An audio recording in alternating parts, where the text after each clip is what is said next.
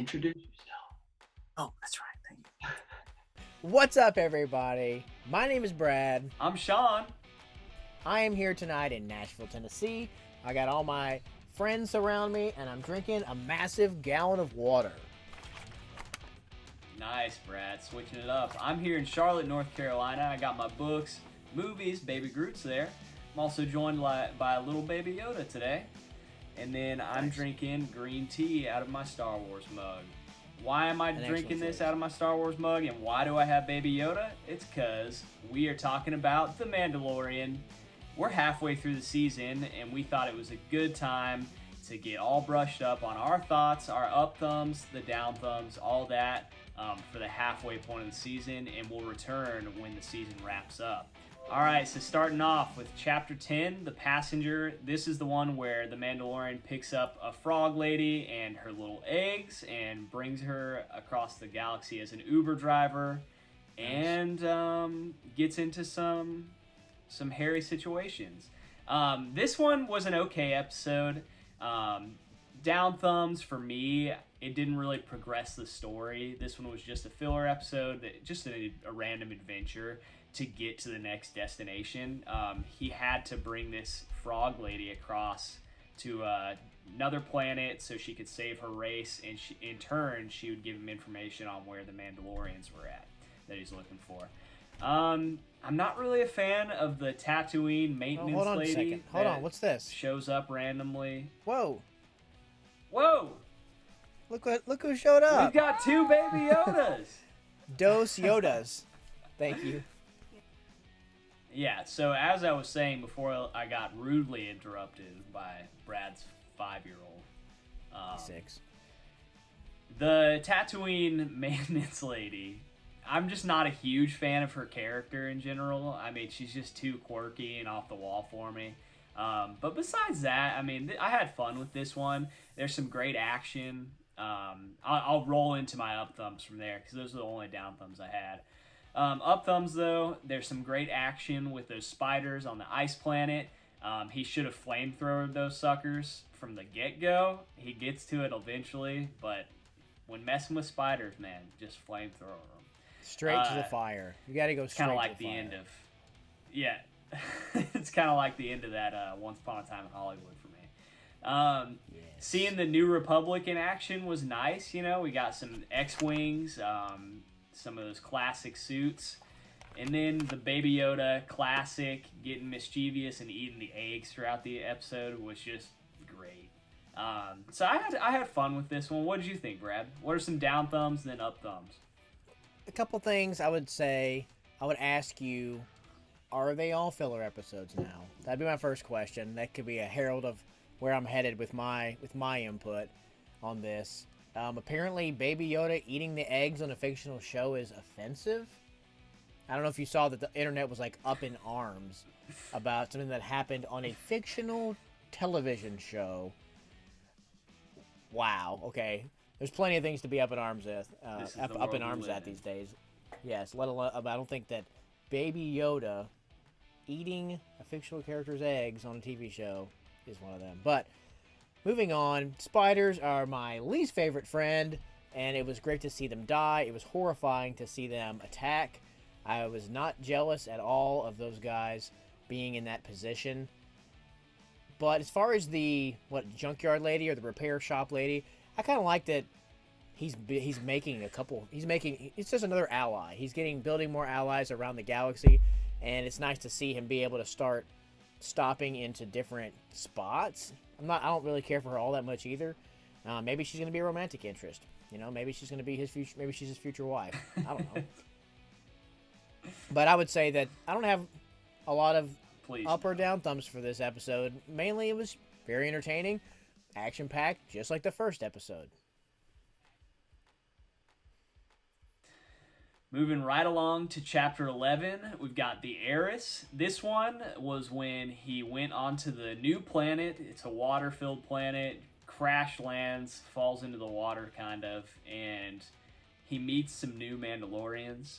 Going right into my up thumbs on this one, I thought it was cool just seeing a different planet, a different side of the Star Wars universe. It's not often that we see water-filled planets, so I just thought it was cool. I like seeing the how the culture is, and they go into like the pub and eat porridge, and the whole interaction with Baby Yoda eating the octopus thing was just funny. And then seeing new Mandalorians. I'm not gonna say or pretend like I know things about the Star Wars extended universe, but I know that these Mandalorians were in the cartoon show. I've heard about it, and I wish I knew more, but it was just cool seeing them and kind of explaining the different sects of the Mandalorian, how he's a part of one that believes that you should have a mask on. So maybe we'll see him with his mask off more later on. Why you gotta get into masks? Why can't we just keep this on topic, Sean? I'm sorry. My gosh, why we gotta go there? Why does everything gotta go and be political these days? This is twice now you've gotten political in this. I mean, you're in a cult if you wear masks. You're out of a cult if you don't wear masks. You know. But you're also in a cult if you don't wear a mask. Yeah. You're in a cult either way. So deep. The world is so deep.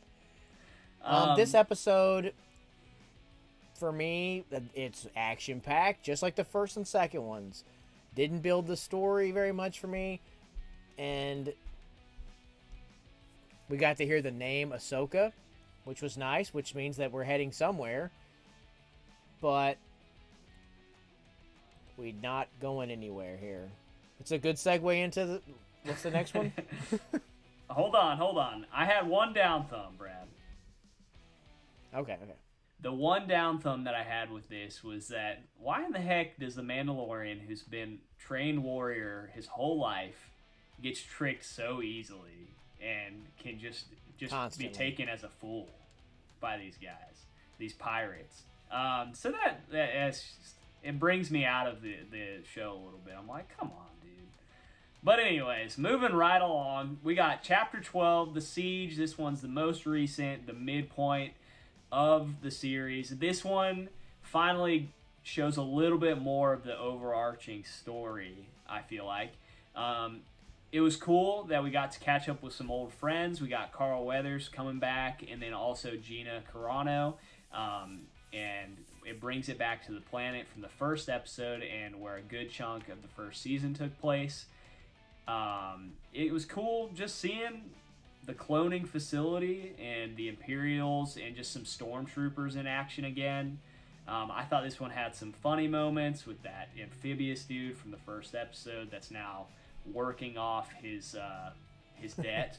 And then just seeing the action and the speeder bikes racing and explosions. Michael Bay would be happy with this episode. Yes. What did you think, Brad? Quick note, it's kind of interesting to see some of the directors that are directing these episodes. It's pretty cool. I think Bryce Dallas Howard did one, and this one was directed by Carl Weathers. And so it's kind of cool that they're mixing it up and getting a lot of different creators involved in the Star Wars, this Star Wars universe, and specifically in Mandalorian. I think that's really, really nifty. This is an awesome episode with a ton of action. Like Sean said, the speeders. Everything about this episode. This was a really, really good episode. This and the first episode of the season are the two best. And it was nice to see the story move forward a tiny bit. We got 4 episodes left, and nothing's happened. It's kind of what our concerns were. Yeah.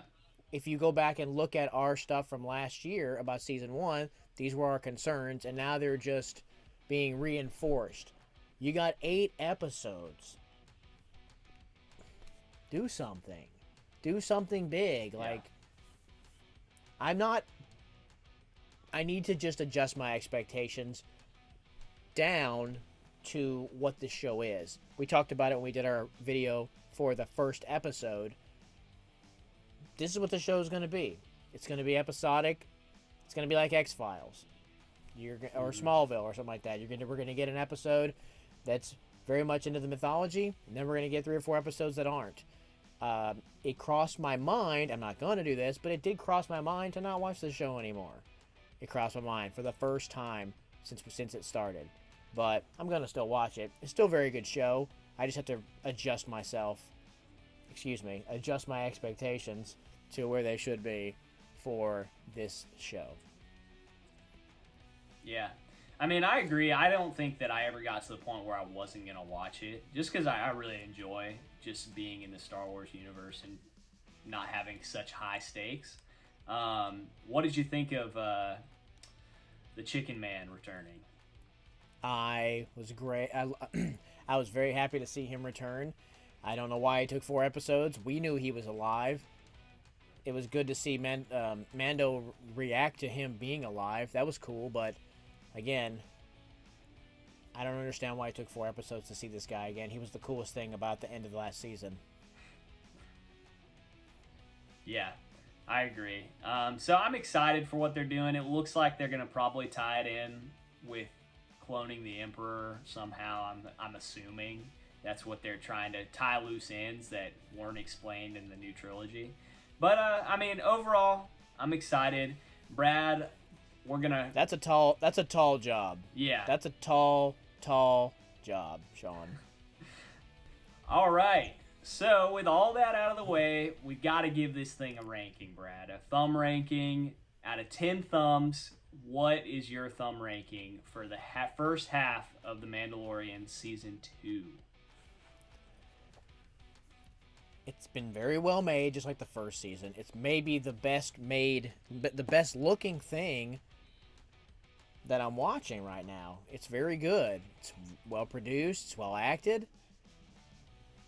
The episodes are very entertaining. I don't want to punish the show's thumb rating, I'll go 7.5 thumbs. Very good, but it's not meeting my expectations story-wise. I got you. What about you? Yeah, I don't want to go too crazy on this. I think that holding it back a little bit just because story-wise, but I've also come to expect that from this show because we got a whole season of it. So we kind of knew going into this one that it was going to be episodic. So I'm going to go 8 thumbs. I tend to always rank things a little higher than you. I don't know what's going on with that, but 8 thumbs for me. I'm really enjoying what I'm seeing so far. So I can't knock it down too much. That's fair to me. Tell us what you guys think in the comments below. How many thumbs do you give this mid-season marker of Mandalorian Season 2? Yep. All right, Brad. Well, let's wrap this thing up and get everybody out of here in under 10 minutes, hopefully. Let's do it. So thank you so much for watching today. I hope you enjoyed this video. Let us know, like Brad said, what you're thinking about The Mandalorian Season 2 so far. If you like this, then smash that like button like Brad always says. And then also subscribe if you want to. But we'll see you next time, but only from a distance. Nice.